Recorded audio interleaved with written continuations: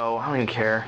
Is it recording? Yeah, it's recording. What am I even doing with my life at this point? There we go. There we go. What?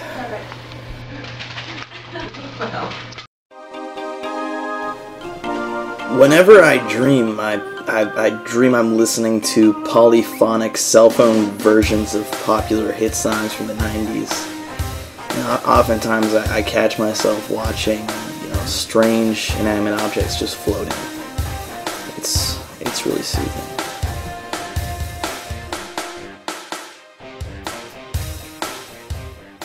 Alright, go ahead, I'm filming. Yeah, at one point I asked myself what it would be like if you made high schoolers write a script for something, And this is when I realized, for the first time in my life, that this is why you go to college and learn to write, because otherwise, this is what you end up with.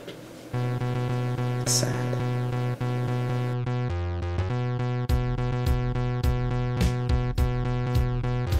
When it comes to dream sequences like the one you're kind of watching right now, it was actually first used by the Persians in about 742 BC. Now see, here's the thing about flashbacks and dream sequences. It often leaves the viewer uninterested.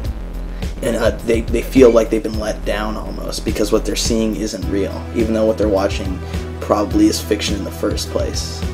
In fact, if you've ever watched the TV show Dallas, an entire season was actually just a dream sequence.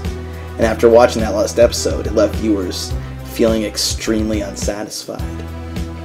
Now, what? Yeah, so do your work and don't use dream sequences.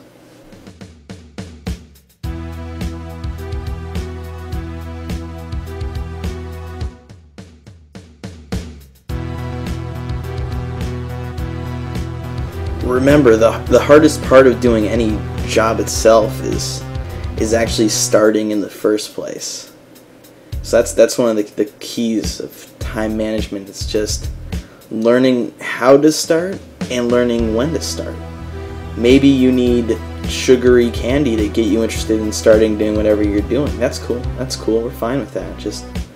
Just find something that will get you going, and then keep going. Don't be like, oh, I can't do anything right now because Lost is on. But no one actually watches Lost, seriously. So, no, but just do your work. It's not a hard concept. Or maybe it is. No, it's not. It's easy. Just do it.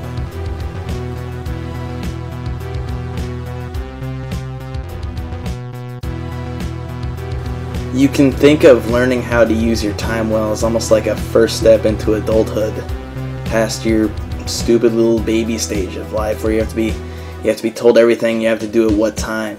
Learning to actually manage your own time is a big part in just growing up. So actually just grow up. This project will help you grow up.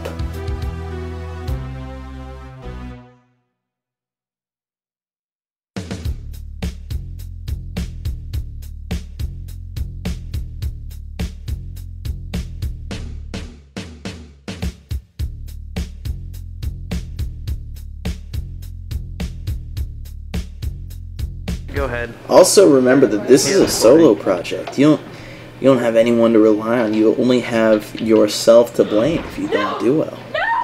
It's a beautiful thing being held accountable for one's own actions, when rarely have you ever been held accountable in the past. So really, time management is just responsibility. It's time you took responsibility. When creating a faux artsy movie or doing a research project or doing anything, the key is responsibility, and that goes hand in hand with your time management. Because if you're still in your preteen, prepubescent, if I whine enough I'll get what I want, instead of just doing what you're supposed to do and taking responsibility for yourself, then you'll never do well. But if you get past that prepubescent bedwetting stage, I guarantee you will come out of it a better person and be better at time management. So let's just go over what you need to do again. So you need to know how to start, and what gets you to continue working. Yeah, you also got to learn how to take responsibility for your actions. That's another key point here, and finally, just grow up. That's actually the last step, is just learning to grow up and just take responsibility for yourself. I mean, just look at this video. Look at their faces. Look at their bearded, not bearded, mustached faces, and ask yourself: are they responsible? Did they do what they needed to do? If you answered no, look at what maybe went wrong. If you answered yes, look at how it possibly went right. I mean, what causes us to be responsible is different for each person, but learning to be responsible, that is the key to time management and learning to manage your time, which is kind of redundant, but that's just life, being redundant.